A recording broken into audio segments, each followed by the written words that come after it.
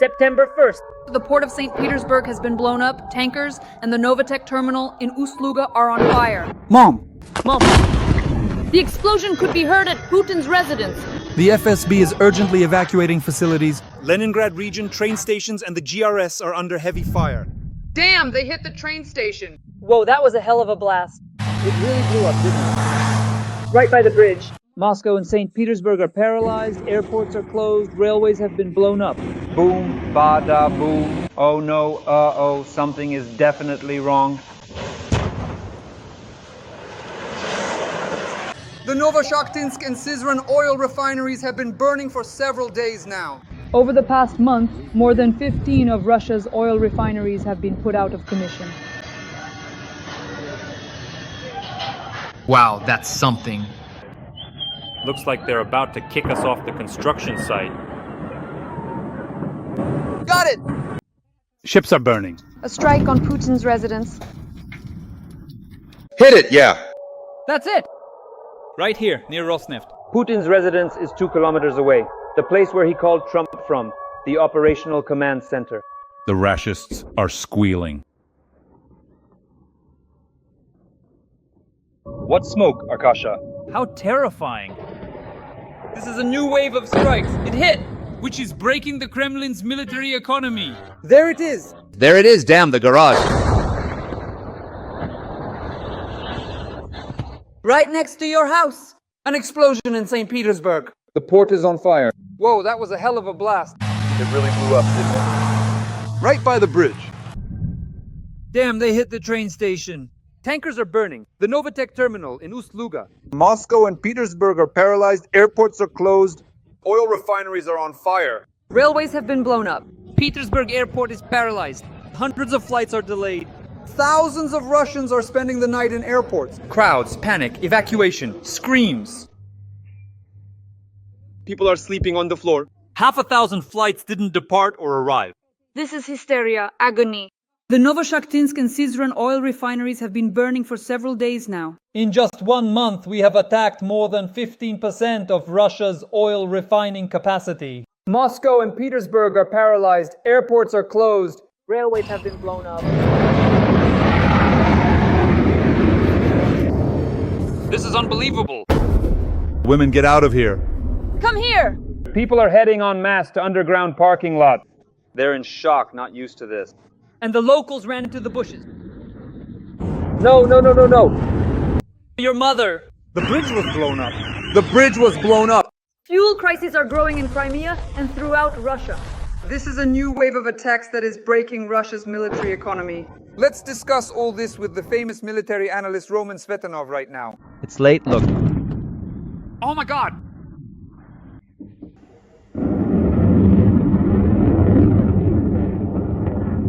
Greetings. Wishing everyone good health. An explosion at the port of St. Petersburg. How do you assess the strikes? Tankers are burning. The Novatek terminal in Ust-Luga.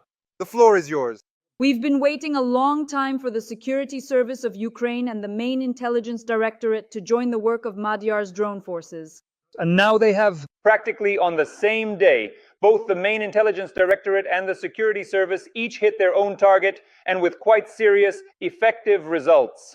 The main intelligence directorate struck in Sizran, and the security service of Ukraine reached Ust-Luga for the second time. They had already reached it before back last year, and Ust-Luga was already burning then. At that time, a serious blow was dealt to Russian transit, including both gas and oil. And not just gas, but also liquefied gas, the so-called LNG. Why? Because the Novatek terminal there, which pumps gas, is one of the main and most powerful ones that handles this flow. Besides Ust-Luga, there is also another port there, which will also need to be reached. There are only 3 ports in total, but basically, if on our side, there are 3 ports that need to be taken out of operation. One of them is Ust-Luga. Then there's also Primorsky. And another one is Novorossiysk. Over in the Far East, they have another terminal, but I think if the security service has seriously set its sights on the ports and terminals, they'll get to the Far East as well. All the more so, we shouldn't forget about the Far Eastern Ukrainian People's Republic, Zeleny Klin. They'll find confidence there with proper Ukrainian surnames, whose ancestors were cultivating that virgin land 100 years ago, what they called Zakitashchina, and they'll take down that port too. That's why for quite a while now, well, literally 3 weeks, this is the 4th week, our SBS have been working, and now the security service has joined in as well. At the very least, they've neutralized one of the installations there, which now prevents further loading of Russian fuel and gas, among other things. So, for example, in order to completely shut off the gas, the security service needs to get there, and they definitely can do that. Once they've reached it, remember the web? They've already gotten to the Ukrainian one, to the Belaya one. That's all the way in Zabaikalsky Krai. In other words, they can definitely reach Surgut, for example. They need to take out what is commonly referred to as the Yamal Cross. In the significant Yamal region, specifically starting from the town of Urengoy, that is actually where one of the major and most important natural gas pipelines truly begins, the so-called pipe, which is a crucial part of the energy infrastructure. Urengoy, Pomary, Uzhgorod. So Pomary and Urengoy is near Yamal. Pomary is on the Volga, and Uzhgorod is in Ukraine. Then this gas pipeline went on to Europe, one of the pipelines, and there are 17 of them. The junction, that's what's called the Yamal Cross, 17 gas pipelines of that scale. It just needs to be burned. If you burn this junction, believe me, they won't need to chase after Ust-Luga because there simply won't be any gas. There'll be nothing to liquefy. So that's the kind of move that should be made. It's a sort of target designation for our SBU guys. If they don't know, we'll explain it to them in simple terms where to strike next. And for several years, we've been talking, showing, explaining where it's best to strike at the Russian oil industry in order to stop some of the pumping. Well, there you go. Modi heard us, hit Unecha and stopped Druzhba. How long have we been talking about Unecha with you? 2 years at least, I'd say. So this pumping through the Druzhba pipeline has at the very least stopped not just the flow of oil, but also the flow of petrodollars to Russia. This pipeline was bringing $18 million a day to the Russian treasury. Besides that, of course, the other pipelines also need to be subtracted. Now the SBU and GUAR have joined the SBS, and believe me, if they keep working, if no one shuts them down, and as for that switch, someone needs to break the hands of whoever has already flipped it twice, stopping the work of the GUAR and SBU. Remember, we talked about sanctions against Malyuk and Budanov. They were the most effective, truly the most effective, and yet someone from the office shut them down. Those hands should be broken off, ripped out to the very limit, so that no one ever touches that switch again. Dear audience, please like this video. Write a few kind words in the comments to support Ukraine. And of course, share your thoughts about our successful special operations on Russian territory. Roman Grigorievich, the Ust-Luga port is the largest gas and oil refining complex in Europe. It processes up to 45 billion cubic meters of gas per year. In your opinion, does it shut down mean paralysis of Russia's export potential? And to what extent will this blow to the Russian energy sector affect, first and foremost, the financing of the war? That is the main objective, to stop the financing of the Russian army, to destroy the mechanisms for supplying petrodollars. There's simply no other way. The Russian oil and gas sector brings more than $1/3 of $1 trillion to the Russian treasury every year. They receive over $300 billion from pumping and selling oil products and gas processing. One of these mechanisms, of course, is Ust-Luga, and a strike on the Druzhba oil pipeline, halting the flow of oil, a strike on Ust-Luga. This stops the reverse flow of petrodollars. In other words, the Russian economy doesn't receive foreign currency, and naturally there's nothing to pay for or deploy new Russian recruits. That is this process. It needs to proceed in an accumulative mode. You have to subtract every day, at least every other day. But ideally, of course, if you cut off the Russian economy's access to these dollars every single day, that is from oil sales and also from gas processing. Well, we'll see how this goes, how it develops further. This week we have 3 episodes.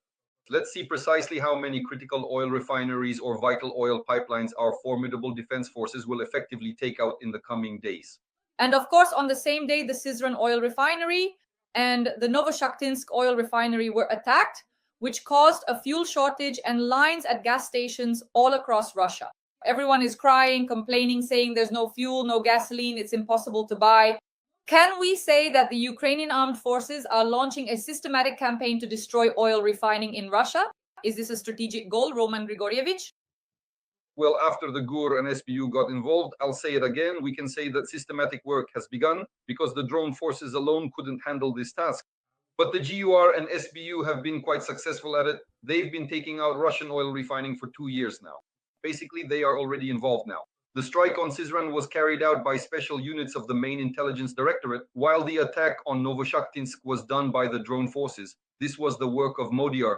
This kind of approach, this triune, this triad of our special services and our army will bring down the Russian economy by the end of the year. Let me repeat once again, just don't stop. The synergistic effect is very important here. In other words, there needs to be a cumulative effect from these problems. Why? Because it's not the processing itself or say the pumping of gas and oil through pipelines that matters to us at this point. We urgently need to completely stop all Russian production. Specifically, the extraction of natural gas and crude oil absolutely needs to be halted immediately and decisively. Then for several years, you could simply shut down the Russian economy, just turn it off. In that case, stopping the extraction of natural resources will lead to the collapse of the Russian Empire. So this effect, the cumulative effect, must be constant. Why? So that Russians have nowhere to offload their gas and oil. After that, they themselves will start shutting down the wells. I mean, to shut them down, there are thousands of wells. We can't get to all of them. But say, if we manage to reach a few pipelines, there aren't even 10 of them. And if you include the Yamal Cross, you could practically take out almost half of all the pipelines. And in addition, the destruction of about 30 major million-ton oil production and processing plants, at least, that would stop Russia. It would halt Russian oil production. They'd have to shut down the wells. And once a well is shut down, it takes them several years to get it running again, and that would only happen later after Russia falls apart. At that point, the republics themselves will be dealing with this issue. Roman Grigorievich, the key oil refinery in southern Russia, the Novoshaktinsk refinery, has been burning for 5 days straight now. The fire, according to the Russians, still can't be brought under control. Are we correct in understanding that this was, among other things, the result of a strike by our Flamingo cruise missile with a range of 3,000 kilometers? Because it was reported that these were indeed tests. Well, that's possible. I mean, purely from a technical standpoint, it's just a couple hundred kilometers to Novoshaktinsk, so the missile definitely covered that distance. As a test, if such a strike was, for example, part of the pre-production testing program, as they call it, then naturally they target nearby objectives to get feedback, to confirm the objective control systems, to decode the data, and to see how it performs. So this is during the preparation process before mass production. But if it has gone into mass production, like the Flamingo, for example, then the strikes will be carried out at maximum range. There's absolutely no point in using it at minimum range. So if a missile can travel, say, roughly 3,000 kilometers, then it's best to use it, for example, on the Yamal Cross, which is about 3,000 kilometers away, or on the Omsk oil refinery. But that's primarily intended for long-range operations. And even then, this impressive range hasn't been officially or technically confirmed. It's simply what has been widely stated and disseminated within the information stream, because for a modern cruise missile, a distance of 3,000 kilometers is indeed a very significant and considerable distance, especially when it is equipped with a substantial one-ton warhead. Well, it's really at the very limit of what a cruise missile can do, at the edge of its capabilities. But nevertheless, technically, it's possible in principle, because only when the Yamal Cross gives up the ghost and the Omsk oil refinery goes up in flames from a serious one-ton warhead, can we say that it was indeed the same Flamingo that did it. But as for the Novoshaktinsk refinery, there is such a possibility, both theoretically and technically it does exist. But the fact that the plant is on fire doesn't necessarily mean it was hit by, say, a missile. Well, they just hit exactly where they needed to. So what is the Russian oil industry? Well, any oil industry, any oil and gas sector is basically something that can catch fire from a single match if you just know where to strike it. Real experts know exactly what needs to be set on fire to make the whole plant blow up and burn down. They know how to do it, and in the end, we're waiting for them. Someday these concerned individuals will show up at every oil refinery, every gas processing plant, and set the Russian oil industry on fire. This, I'll repeat once more, will lead to the collapse of the Russian Empire, and that in turn will practically destroy the Russian army. Because any army is a derivative of the state. No state, no army. There will be no one left for us to fight against. Roman Grigorievich, you've always said that we shouldn't be striking with drones, but with missiles. And if this is a precedent with the Flamingo tests being carried out specifically on oil refineries, does this mean that this missile will now regularly strike Russian oil refineries? Well, definitely the missile. Let's say a drone carries about 50 kilograms, roughly 50 kilograms, while the missile, at least according to official statements, has a payload of a ton, or at the very least, there's definitely half a ton in there. So the stated figures, sometimes they deliberately overstate certain parameters, but at the very least, there are definitely 500 kilogram aerial bombs in there. That's 10 times more. It's practically like hitting one spot with 10 drones at once. So an oil refinery can definitely be taken out with missiles, because after a missile strike, it will burn just like the Novoshaktinsk refinery is burning now. No matter where you hit, everything will catch fire if the missile's warhead is serious, 500 kilograms or more. So once again, I won't rule out the possibility that it was one of our missiles, including the Flamingo. The only thing is the range is just short. In other words, they basically fired it almost at themselves. Although for pre-production testing, even that is possible. Explosions occurred near the airfield in the Kaluga region, and the airports Pulkovo, Vnukovo, and Sheremetyevo were also shut down. In your opinion, how does the paralysis of civil aviation affect the logistics of the Russian army as well? This must impact military transport, right? Well, directly, for example, the suspension of flights is unlikely to have an effect. Why? Because military cargo is still transported via military traffic. The only exception would be if in the it's based at a civilian airfield, and when the cover plan is announced, even the military don't fly there. So there's a direct correlation here. Although, for example, stopping air traffic mainly hits the Russian economy, which is also beneficial for us. For us, we're fighting a resource-rich country.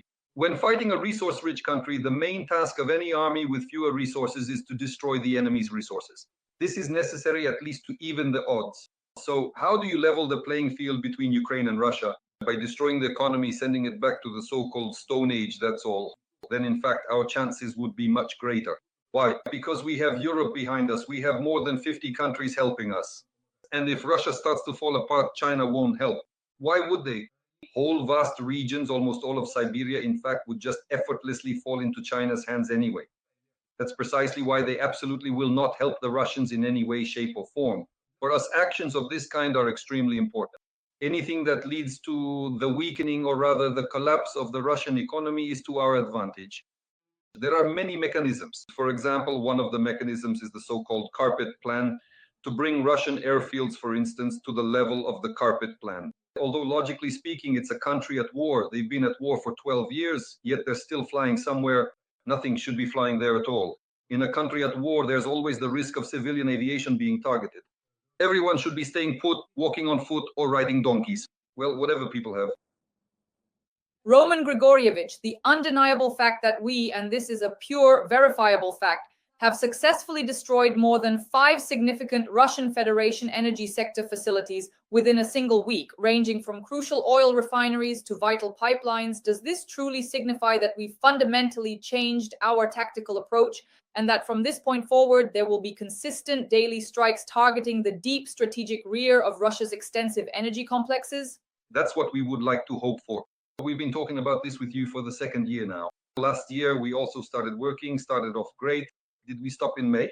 We stopped. This year we started working at the beginning of the year. Did we stop in March? We have come to a complete halt. These individuals, often referred to as stoppers, are currently situated right on Bankova Street, which is precisely where our main office is located. It is these very people who are actively and deliberately obstructing progress and bringing everything to a standstill. And the same thing could happen now.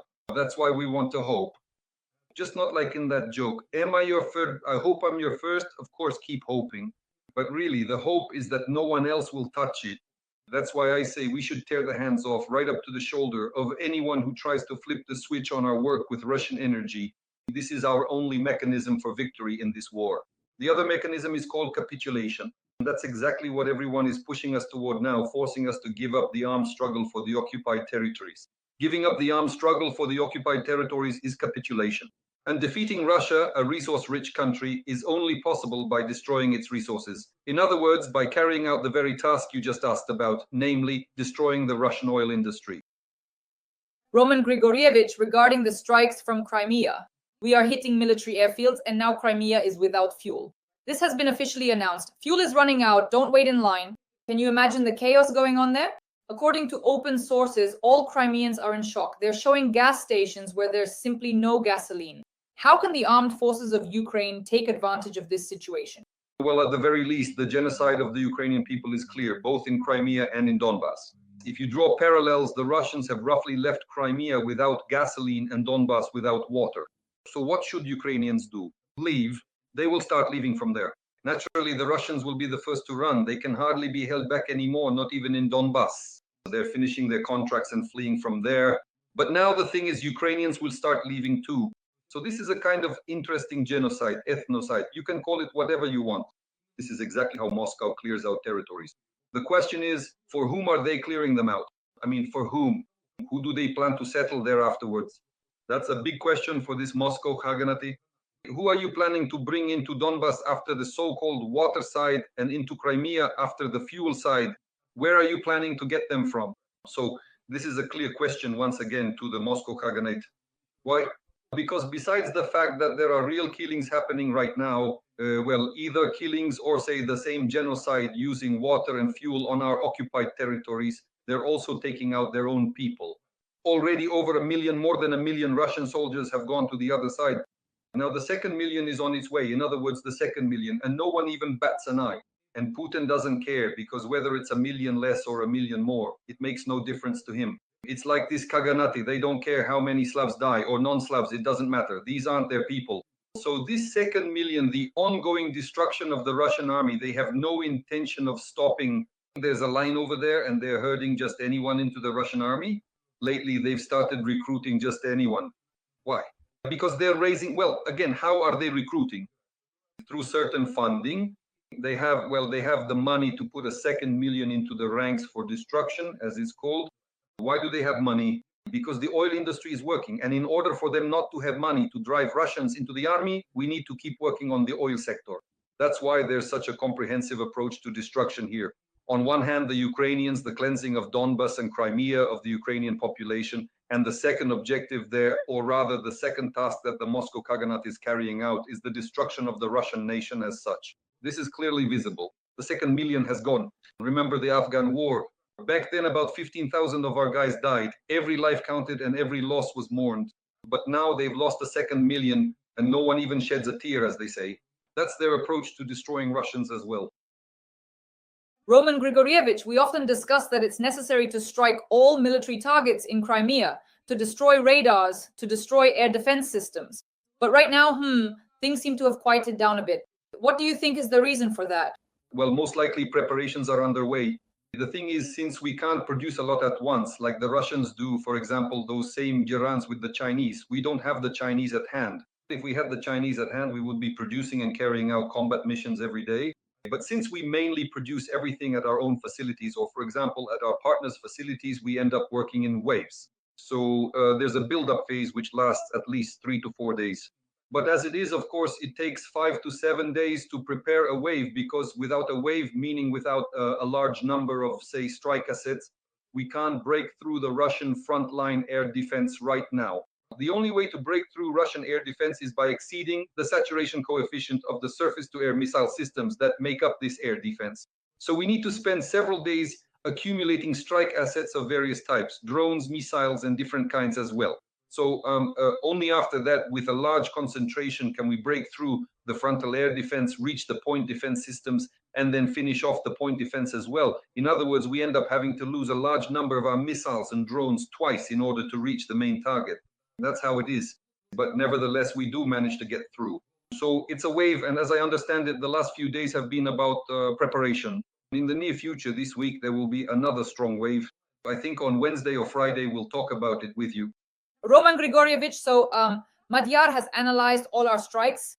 The commander of the unmanned systems forces reported on the Russian oil refineries and gas pipelines that have been set on fire.